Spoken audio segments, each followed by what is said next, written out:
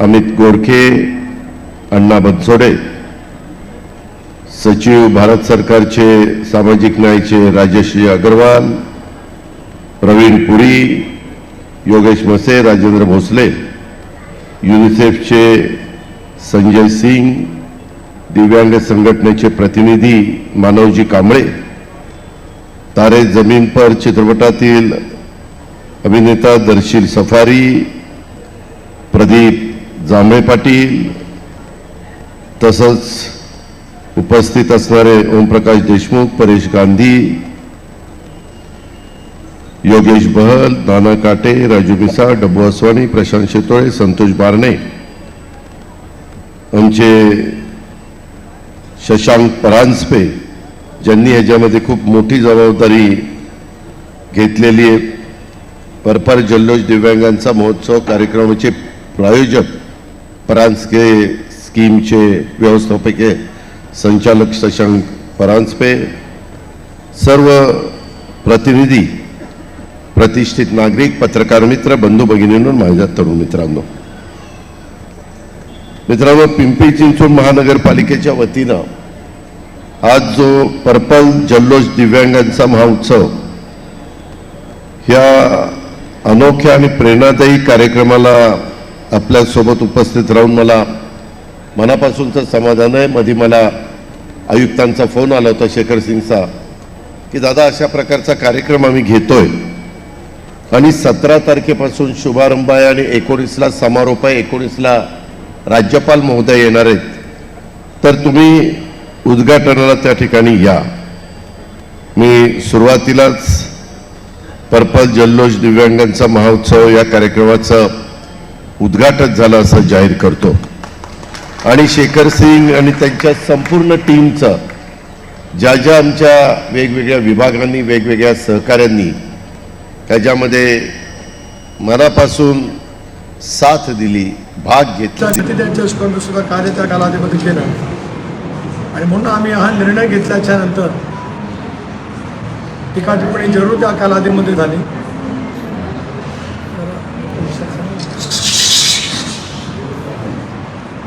परंतु एका ठाम भूमिकेतून आम्ही या निर्णयावरती वाटचाल करण्याचा प्रयत्न केला.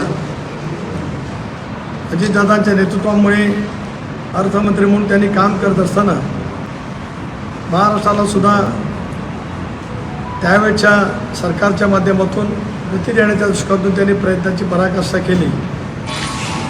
लोकसभेमध्ये आम्हाला फारसं यश मिळू शकलं नाही. एक खोटा अपप्रचार देशपातळीवरती, राज्यपातळीवरती झाला. या साऱ्याचा परिणाम राज्यामध्ये सुद्धा महायुतीला केवळ 17 जागांच्या वरती समाधान मागावं लागलं होतं. अशा वेळेला आमच्या नेतृत्वाच्या क्षमतेबद्दल प्रश्नचिन्ह निर्माण करण्याचा प्रयत्न त्या कालावधीमध्ये केला गेला होता. परंतु विचारापासून ठाम असलेल्या आम्ही सर्वांनी, विचाराने ठाम असलेल्या आम्ही सर्वांनी त्याच मार्गाने पुढे जाण्याचं ठरवलं आणि मग महाराष्ट्रामध्ये लाडकी बहीण योजना असेल, शेतकऱ्यांच्यासाठी केलेली वीज बिलाची, शेतीपंपाची थकबाकी माफ करण्याचा घेतलेला क्रांतिकारी निर्णय असेल, सोयाबीन, इतर शेतकऱ्यांच्यासाठी घेतलेले धोरणं असतील, कांदा उत्पादक शेतकऱ्यांसाठी निर्यातीचं धोरण शिथिल करण्यासाठी केंद्र सरकारकडे आम्ही घेतलेला आग्रह असेल, याच्यातून महाराष्ट्रामध्ये लोकसभेच्या निवडणुकीच्या नंतर वातावरणात बदलायला सुरुवात झाली.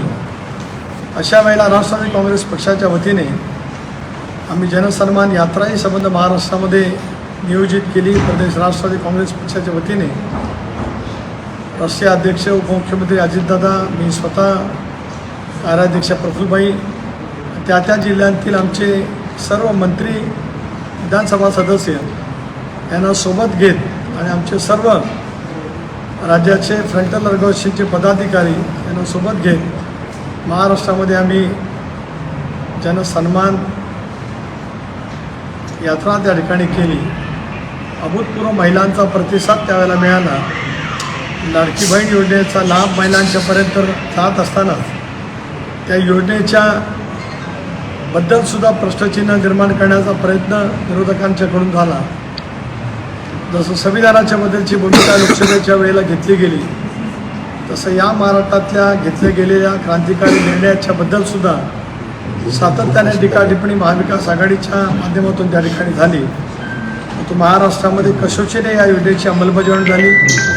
शेतकऱ्यांच्या दृष्टिकोनातून सुद्धा घेतलेल्या निर्णयाची अंमलबजावणी झाली. आणि विधानसभेला जर का आपण पाहिलं, राष्ट्रवादी काँग्रेस पक्ष 59 जागांवरती पक्षाच्या चिन्हावरती आम्ही निवडणूक लढलो होतो. 41 जागेवरती फार मोठ्या फरकाने राष्ट्रवादी काँग्रेस पक्षाला यश त्या ठिकाणी मिळालं. महायुतीला सुद्धा 237 जागांच्यावरती यश मिळालं. भारतीय जनता पक्षाला जवळपास 133+4, शिवसेनेला सुद्धा 56+3 किंवा 57+3, राष्ट्रवादी काँग्रेस पक्षाला 41 जागा. राज्याच्या स्थापनेपासून कुठल्याही एका पक्षाला सुरुवातीच्या कालावधीमध्ये राज्यामध्ये दीर्घकाळ काँग्रेसच सत्तेवरती राहिली. पण काँग्रेस असेल किंवा नंतर निवडणूकपूर्व युतीमध्ये शिवसेना भारतीय जनता पक्ष असेल किंवा काँग्रेस राष्ट्रवादी काँग्रेस पक्ष असेल, किंवा एकेकाळी पुलतसुद्धा या राज्यामध्ये होतं, त्यांना जेवढं यश नसेल मिळालं, यावेळेला महाराष्ट्रातल्या जनतेने महायुतीच्या पदरामध्ये प्रचंड प्रमाणावरचं यश त्या ठिकाणी दिलं. आज राज्यामध्ये देवेंद्रजी, अजितदादा, एकनाथराव शिंदेच्या नेतृत्वाखाली सरकारचं काम सुरू आहे. अशा वेळेला पक्ष संघटन मजबूत करणं, नवसंकल्प मनामध्ये ठेवत त्या दृष्टिकोनातून पक्षाचं धोरण शिवशाहू फुले आंबेडकरांचं, सामाजिक समता आणि त्याचबरोबर ती वेगवेगळ्या नवीन विकासाच्या दिशा घेत महाराष्ट्रामध्ये काम करणं हे सरकारच्या माध्यमातून त्या ठिकाणी होत असताना राष्ट्रवादी काँग्रेस पक्षाचा प्रदेशाध्यक्ष म्हणून माझ्यासमोर एक राजकीय आव्हान नक्कीच आहे की पक्षाचं संघटन मूलभूतपासून ते राज्य स्तरावरती अधिक मजबूत करणं, शिस्त पक्षामध्ये आणणं, त्याचबरोबर ती व्यापकतेचा जनार्दन समग्र महाराष्ट्रामध्ये निर्माण करण्याच्या दृष्टिकोनातून एक कार्यक्रम आम्ही सुरू करणार आहोत. त्यामध्ये सदस्य नोंदणी अभियान हे सुद्धा महत्त्वाचं राहणार आहे. त्याची कालमर्यादा आम्ही निश्चित करणार आहोत की कुठल्या तारखेपर्यंत सभासद नोंदणी अभियान हे पूर्ण केलं जाईल. त्यालासुद्धा डिजिटल स्वरूप आणि इतर या बाबतीमध्ये सुद्धा कशा पद्धतीने आम्ही ते ठेवणार आहोत ते सुद्धा उद्या प्रत्यक्षात राष्ट्रीय अध्यक्ष, कार्याध्यक्ष, मी, भुजबळ साहेब आणि इतर सर्व, दिलीपराव असतील, इतर सर्व नेते मंडळींच्या सदस्य नोंदणीच्या नोंदणी करून आम्ही त्या अभियानाची सुरुवात त्या ठिकाणी करणार आहोत. स्थानिक स्वराज्य संस्थांच्या निवडणुका समोर आहेत. सर्वोच्च न्यायालयामध्ये गेले अनेक वर्ष प्रलंबित असलेल्या याचिकेच्यामुळे गेले 2 वर्ष महाराष्ट्रामध्ये महानगरपालिका, नगरपालिका, जिल्हा परिषद, पंचायत समिती काही ठिकाणचा अपवाद वगळता अस्तित्वात नाही. अशा वेळेला ज्या कारणांच्यासाठी स्वर्गीय चव्हाण साहेबांनी स्थानिक नेतृत्व तयार करण्यासाठी या स्थानिक स्वराज्य संस्थांची निर्मिती केली, त्या निवडणुकांसुद्धा दीर्घकाळ ज्या रिंगाळलेल्या आहेत त्या आता सर्वोच्च न्यायालयाच्या निकालाच्या नंतर नजीकच्या कालावधीमध्ये होतील. अशा वेळेला पक्षाचं संघटनसुद्धा मजबूत करण्याच्या दृष्टिकोनातून आम्ही पुढच्या कालावधीमध्ये अधिक दिशा त्या ठिकाणी देणार आहोत. वेगवेगळ्या विषयावरती चर्चा त्या ठिकाणी करत असतानाच वाढतं नागरिकांचे वेगवेगळे प्रश्नही आहेत. वातावरणीय बदलाच्यामुळे होत असलेला अनेक पद्धतीचा बदल आपण पाहतो आहोत. अवकाळी पाऊस किंवा वातावरणीय बदलाच्यामुळे होत असणारे परिणाम कृषी क्षेत्रावरती असतील, मानवी जीवनावरती असतील, या संदर्भामध्ये सुद्धा आम्ही काही चर्चा त्या ठिकाणी करणार आहोत.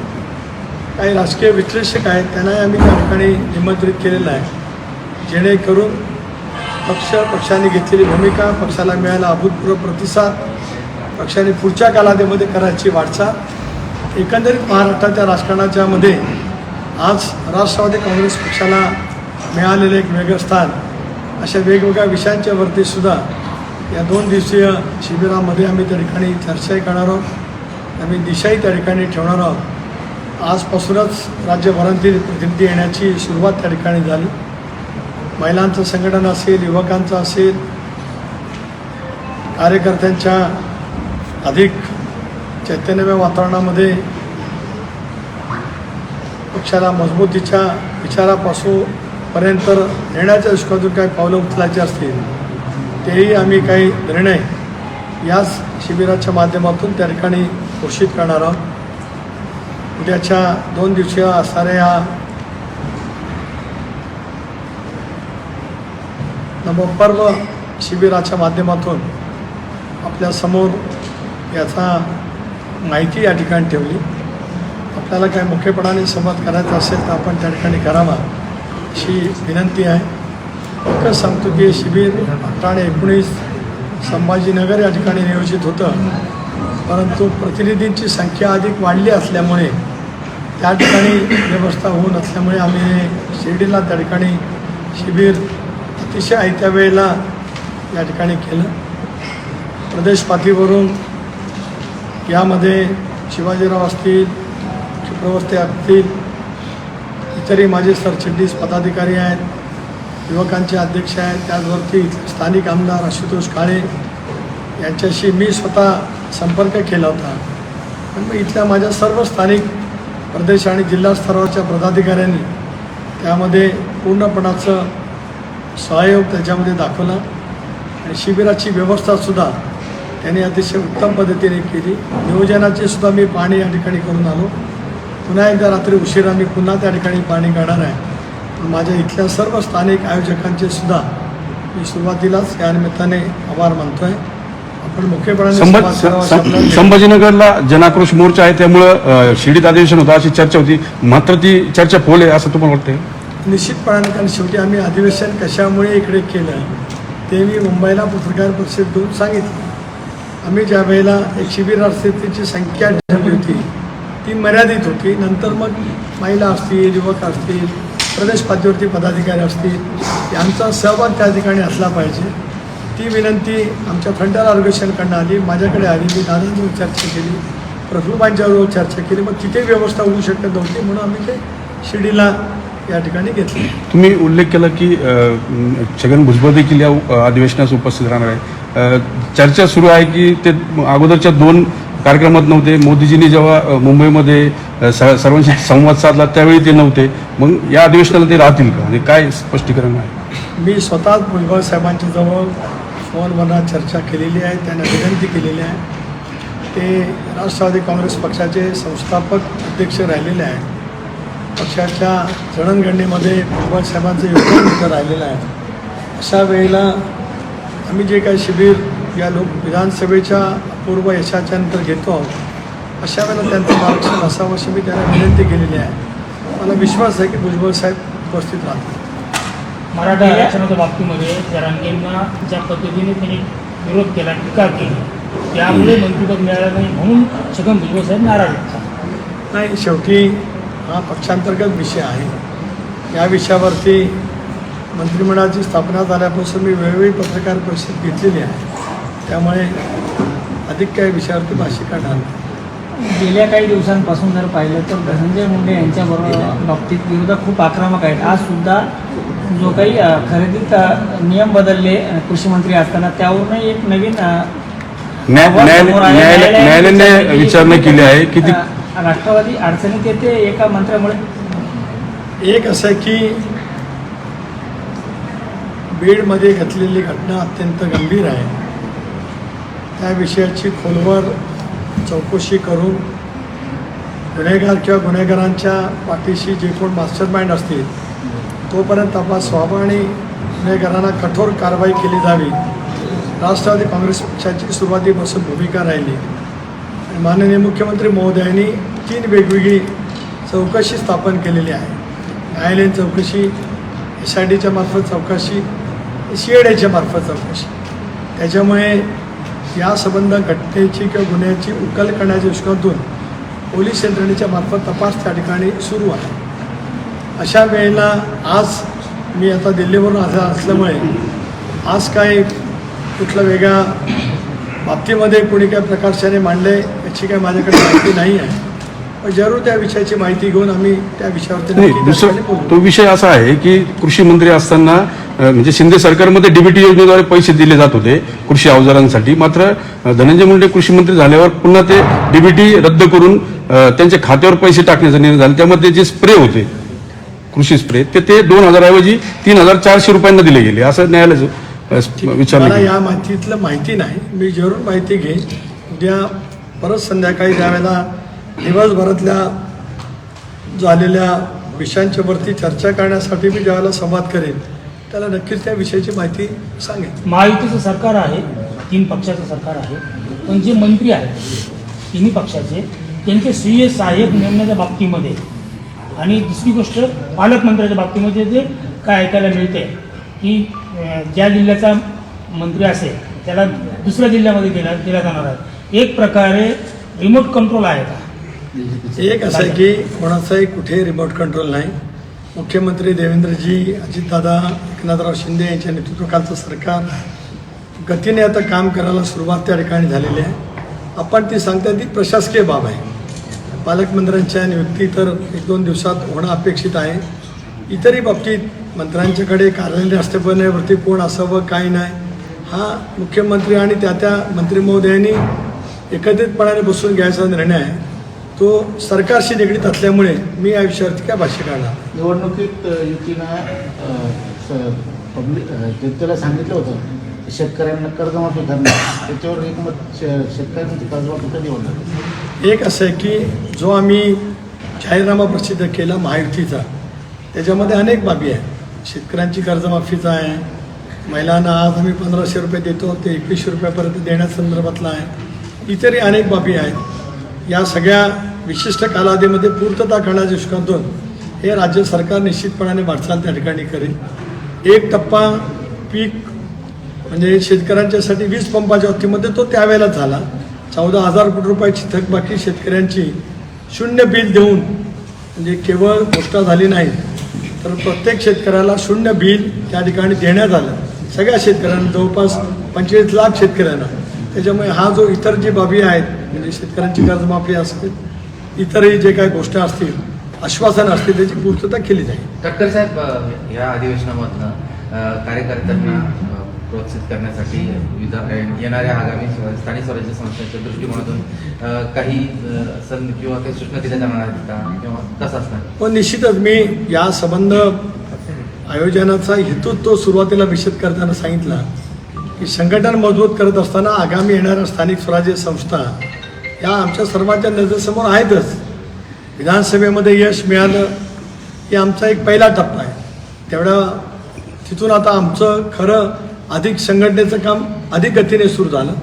जनतेने जेवढा इतक्या मोठ्या प्रमाणावरती शिक्कामोर्तब केल्यावर आता संघटनेची पाण्यामुळे खोलवर रुजवणं, संघटना जनतेपर्यंत नेणं या कार्याला गती देण्याच्या दृष्टिकोनातून आगामी स्थानिक स्वराज्य संस्थांच्या निवडणुका या महत्त्वाच्या आहेत.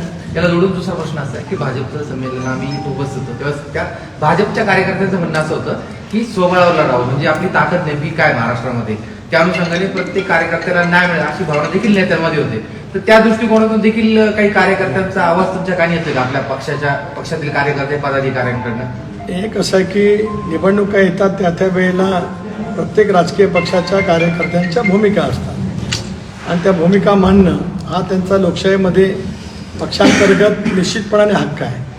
पण ज्या वेळेला लोकसभा झाल्या, विधानसभा पार पडल्या त्यावेळेला आम्ही लोकसभा विधानसभा निवडणूक पूर्व युती करून त्या ठिकाणी लढलो. स्थानिक स्वराज्य संस्थांच्या बाबतीमध्ये ज्या वेळेला त्या निवडणुका दृष्टिक्षेपात येतील, सर्वोच्च न्यायालयामधला याचिकेचा निकाल लागेल, त्याला प्रदेश पातळीवरती राज्याचे मुख्यमंत्री, दोन्ही उपमुख्यमंत्री, तिन्ही पक्षाचे प्रमुख अध्यक्ष आम्ही एकत्रितपणाने बसू आणि मग त्या संदर्भातला मी निर्णय घेऊ. कारण मुंबईसह अनेक महापालिकेच्या निवडणुका आहेत. काही मोजक्या जिल्हा परिषदा वगळता राज्यातील सर्व जिल्हा परिषद आणि पंचायत समितीच्या निवडणुका आहेत, नगरपालिकेच्या निवडणुका आहेत आणि नगरपंचायतीच्या सुद्धा निवडणुका आहेत. त्याच्यामुळे या संदर्भामध्ये धोरणात्मक निर्णय राज्य पातळीवरती करू. त्या वेळेला पक्षाच्या कार्यकर्त्यांचं, विधानसभा सदस्यांचं, लोकसभा सदस्यांचं मत काय हे जाणून घेण्याचा प्रयत्न महायुतीचे नेते करतील आणि मग या संदर्भातला निर्णय घेतील. मराठी बोला ना, मराठी. अधिवेशन नाही सर, वाल्मिक कराडांचा ज्यावेळेस शोध घेतला जात होता, राष्ट्रवादीचं मागचं जे अधिवेशन झालं ते शिर्डीतच झालं. त्यावेळेस लहान आणि मोठ्या दोन्ही पॉवर एकत्र होते आणि मधूनच पवार साहेब निघून गेले तो भाग वेगळा. पण तुम्ही आता काही वर्ष म्हणजे काही दिवस झाले फक्त त्याला, तर तुम्हाला आता पुन्हा शिर्डीत अधिवेशन घेताना काय वाटतंय वेगळं की आपण मागच्या वेळी याच ठिकाणी एकत्र होतो आणि आज सगळे पुन्हा एक असं आहे की राष्ट्रवादी काँग्रेस पक्षाचं अधिवेशन शिर्डीला झालं. अजितदादा मधून नव्हते गेले, ते अगोदरच नियोजित कार्यक्रमानुसार जाणार होते. पहिल्या दिवशीच्या उद्घाटनाला ते उपस्थित होते, मी होतो सोबत, सर्वजणच होते आम्ही सगळेजण. आणि दुसऱ्या दिवशी ते त्यांच्या अगोदरच्याच पूर्वनियोजित कार्यक्रमाच्यामुळे ते बाहेर गेलेले होते. हा एक भाग. मी मगाच सांगितलं की राष्ट्रवादी काँग्रेस पक्षामध्ये तसं बघितलं तर 14 सालापासूनच भारतीय जनता पक्षाबरोबर जावं अशी चर्चा अनेक वेळा पक्षामध्ये झाली होती. 14लाही झाली, त्याला मी प्रदेशाध्यक्ष होतो. विधानसभेचे निकाल लागले त्यावेळेला मी आणि प्रफुल्लभाई आम्ही दोघांनी सिल्व्हरओक या आदरणीय साहेबांच्या निवासस्थानी पत्रकार परिषद घेतली. भारतीय जनता पक्षाला मी बाहेरून पाठिंबा दिला. 16-17मध्ये तर सरकारमध्ये सत्तेमध्ये सहभागी व्हा म्हणूनच मी प्रदेशाध्यक्ष म्हणून देवेंद्रजींच्या जवळ माझ्या अनेक वेळा चर्चाही झाल्या. लोकसभेच्या 19 जागांचं वाटपाच्या वतीमध्ये सुद्धा निश्चिती झाली, परंतु त्या चर्चेची फलश्रुती सरकारमध्ये जाण्याच्या दृष्टिकोनातून होऊ शकली नाही. 19मध्ये सुद्धा भारतीय जनता पक्षाबरोबर सरकारमध्ये जावं अशी चर्चा होती. 22मध्ये ज्या वेळेला एकनाथ शिंदेने एक भूमिका घेतली त्यावेळेला सुद्धा पक्षाच्या सर्वच आमदारांनी, त्यावेळेला पक्षाचे 53 आमदार या सर्वांनी मिळून भूमिका घेतली होती की आपण सत्तेमध्ये असलं पाहिजे. त्यालाही जवळपास पक्षपातळीवरती मान्यता मिळाली होती, परंतु ती चर्चा पुढे फलद्रूप होऊ शकली नाही. त्याच्यामुळे आम्ही सत्तेमध्ये जाण्याचा निर्णय दादांच्या नेतृत्वाखाली घेतला. 43 आमदारांनी समर्थन दिलं. निवडणूक आयोगाने घेतलेल्या आमच्या निर्णयावरती शिक्कामोर्तब केलं. राज्यातल्या जनतेने केलेलं आहे. त्यामुळे आपण जो प्रश्न विचारताय ती त्यावेळेला जी स्थिती होती त्याच्यात खूप बदल, ज्याला आपण पुलाखालून पाणी होऊन गेलं असं म्हणतो. आता इथे गोदावरी आहे, त्याच्यामुळे गोदावरीच्या खाली पुलाखालून खूप पाणी वाहून गेलेलं असल्यामुळे आता भावना आहेतच. तशा आठवणी 99 सालापासूनच्या खूप आहे, पक्ष स्थापनेपासून ते आजपर्यंतच्या. पण शेवटी राजकारणामध्ये भावनांपेक्षा विचाराला, कृतीला हे अधिक महत्त्व दिलं जावं लागत असतं. त्या कृतीवरती आणि त्या विचारावरती आणि घेतलेल्या निर्णयावरती ठाम राहत आमची पुढची वाटचाल आहे. विरोधकांचं असं म्हणणं आहे की युतीचं शासन आल्यापासून राज्यातली कायदा सुव्यवस्था बिघडलेली असं आहे. इतकं प्रचंड बहुमत मिळाल्याच्या नंतर जनतेने दिलं आणि ज्यांना अपेक्षा होती, बघा निवडणुकीचं मतदान झालं त्या दिवशी मुंबईत महाविकास आघाडीचे सगळे नेते बसले. कोण ड्रायव्हिंग करायला लागलं होतं, कोण म्हणाले यांच्या हातातच आता स्टेअरिंग दिलेलं आहे. महाराष्ट्राची ती जवळपास 7-8 मुख्यमंत्र्यांची नावं त्यावेळेला आपण पाहिली. मंत्रिमंडळाची रचना झालेली पाहिजे आणि निकाल लागल्याच्यानंतर ज्याला लँडस्लाईड व्हिक्टरी असं म्हणतात ती त्या ठिकाणी मिळाली. त्या नैराश्यातून, त्या निराश मनस्थितीतून अजूनही विरोधक बाहेर आले नाही. त्याच्यामुळे आता टीका टिप्पणी करण्याशिवाय दुसरं काही राहिलं नसल्यामुळे ही टीका टिप्पणी त्यांनी केली. याच्यापेक्षा त्याच्यात फारसं तथ्य असं मी मानत नाही. त्याला पण कारण आहेत ना सर. बीड, परभणी, त्यानंतर आज सैफ अली खानवर पण हल्ला झाला. मग काय तर लॉ अँड ऑर्डर. मी असं म्हटलं, पुन्हाही म्हणतो की बीडची घटना, परभणीची घटना अत्यंत गंभीर आहे, दुर्दैवी आहे. या घटनेची सखोल चौकशी करत किंवा आजची घटना जी आहे सैफ अली खानच्या संदर्भातली ती सुद्धा अत्यंत दुर्दैवी आहे, चिंताजनक आहे. राज्याचे मुख्यमंत्री देवेंद्र फडणवीस यांनी 14 ते 19 या राज्याचं गृहमंत्रीपद त्यांनी भूषवलेलं आहे.